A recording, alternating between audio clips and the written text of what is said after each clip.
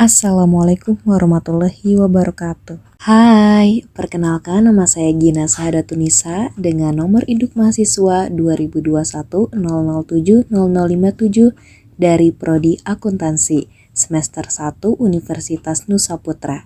Saya akan memaparkan sedikit materi mengenai hak asasi manusia dengan dosen pengampu Bapak Dr. Haji Ujang Syarif Hidayat, MPD. Let's get started. Hak-hak yang ada dalam setiap manusia yang begitu tidak mustahil bagi manusia untuk hidup sebagai manusia. Sifat tersebut ialah universal karena terobsesi dengan tidak adanya perbedaan budaya, suku, ras, serta agama. Pasti kalian mengenal dengan istilah HAM, bukan? Di dalam HAM terdapat pengertian, tujuan, serta ciri-cirinya. Dalam pembahasan kali ini, saya akan menjelaskan dengan singkat mengenai hak asasi manusia. Stay tune. HAM merupakan sebuah hak asasi manusia mendasar yang telah berlaku di dunia atau di alam sejak lahir di dalam rahim dan setelah kelahirannya dan diakui oleh semua orang. HAM ialah memiliki sebuah singkatan yakni hak asasi manusia di mana setiap kata ini mempunyai sebuah makna. Kata hak dalam hal ini berarti kepemilikan atau kekuasaan atas segala sesuatu, sedangkan asasi merupakan sesuatu yang primer dan fundamental. Singkatnya, pemahaman hak asasi manusia adalah hal mendasar dan mendasar yang dipunyai oleh manusia. Dalam praktiknya, terdapat berbagai pelanggaran hak asasi manusia di seluruh dunia. Pelanggaran hak asasi manusia dilakukan semata-mata demi kekuasaan dan kepemilikan sumber daya yang tersedia di mana saja. Dalam hak asasi manusia mempunyai sebuah kualitas khusus yang tidak ditemukan dalam jenis hak yang lain. Berikut merupakan ciri-ciri dalam hak asasi manusia, diantaranya sebagai berikut. Hak asasi manusia tidak dapat dicabut, dihapus, atau diserahkan. Hak asasi manusia adalah hak yang melekat yang telah ada sejak manusia dilahirkan ke dunia. Hak asasi manusia tidak diberikan kepada siapapun, tetapi merupakan hak semua orang, baik itu hak ekonomi, hak sosial, hak politik, hak sipil, dan hak budaya. Hak asasi manusia bersifat universal, sehingga berlaku untuk semua orang, terlepas dari status kelamin, suku, jenis, dan perbedaan yang lainnya.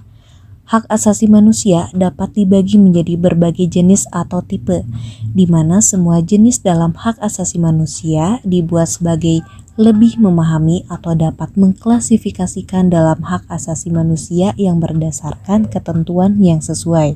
Di antaranya ialah sebagai berikut. 1. Hak asasi pribadi atau personal rights. Hak asasi pribadi adalah sebuah hak asasi manusia yang telah berhubungan dengan kehidupan pribadi setiap orang. Beberapa contoh dalam penerapan hak kepribadian ialah kebebasan berpindah tempat, kebebasan bergerak, dan melakukan sebuah kegiatan pribadi. Kebebasan untuk memilih, memeluk, dan menjalankan agama dan kepercayaan yang dipegang sesuai dengan keyakinan masing-masing individu. Kebebasan berbicara atau bebas dalam mengeluarkan pendapat. Kebebasan untuk mengatur dan mengumpulkan sebuah organisasi. Yang kedua, ada hak asasi politik atau political rights. Hak politik adalah suatu hak asasi manusia dalam adanya sebuah konteks dalam kehidupan dengan jenis politik bagi setiap orang. Beberapa contoh dalam penerapan hak politik ialah hak sebagai dipilih dan memilih dalam adanya suatu pemilihan, hak sebagai mendirikan adanya sebuah organisasi politik dan partai politik, hak sebagai berpartisipasi dalam adanya suatu kegiatan dalam pemerintah, hak sebagai membuat sebuah proposal petisi. Yang ketiga, ada hak asasi hukum atau legal equality rights. Hak kesetaraan hukum adalah suatu hak untuk mencapai sebuah posisi yang sama dalam adanya sebuah pemerintahan dan hukum. Beberapa contoh dalam penerapan hak hukum ialah hak atas adanya sebuah perlakuan yang adil dalam hukum dan dalam pemerintahan, hak perlindungan dan layanan hukum, hak seseorang untuk menjadi pegawai negeri, dan yang keempat ada hak asasi ekonomi atau property rights. Hak properti adalah sebuah hak setiap individu dalam hubungan dengan adanya sebuah kegiatan dalam bidang ekonomi. Beberapa contoh dalam penerapan hak ekonomi ialah kebebasan untuk membuat pengaturan kontrak, kebebasan untuk mengelola hutang dan sewa, kebebasan untuk melakukan aktivitas jual beli, kebebasan untuk memiliki sesuatu, kebebasan memiliki pekerjaan yang layak. Yang kelima, ada hak asasi peradilan atau procedural rights. Hak prosedural adalah sebuah hak atas perlakuan yang sama dalam proses hukum. Beberapa contoh penerapan hak-hak yudisial adalah hak untuk pembelaan hukum di pengadilan, hak atas perlakuan yang sama dalam penangkapan, pencarian, penahanan, dan investigasi di hadapan hukum. Yang keenam, ada hak budaya sosial. Hak budaya sosial adalah hak individu dalam konteks kehidupan sosial. Beberapa contoh penerapan hak sosial dan budaya adalah hak untuk memperoleh, menentukan, memilih pendidikan, hak untuk mengembangkan budaya yang sesuai dengan minat dan bakat, hak untuk belajar. Selain itu, tentunya hak asasi manusia memiliki tujuan. Terdapat beberapa tujuan dalam pembentukan HAM, di antaranya ialah sebagai berikut.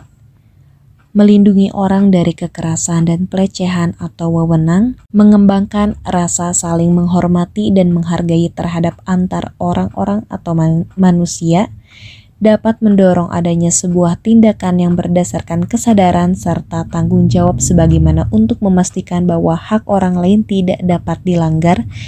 Dalam hak asasi manusia merupakan hak yang sudah diberikan oleh Tuhan sejak lahir atau sejak dini. Hak merupakan adanya sebuah kebebasan dalam melakukan sesuatu. Sekian pemaparan materi dari saya. Kesimpulan dari materi kali ini, tentunya kita sebagai manusia tidak hanya menuntut hak kita saja untuk mendapatkan hak asasi manusia, tetapi juga melaksanakan kewajiban kita sebagai manusia untuk memanusiakan manusia. Semoga bermanfaat. Terima kasih. Wassalamualaikum warahmatullahi wabarakatuh.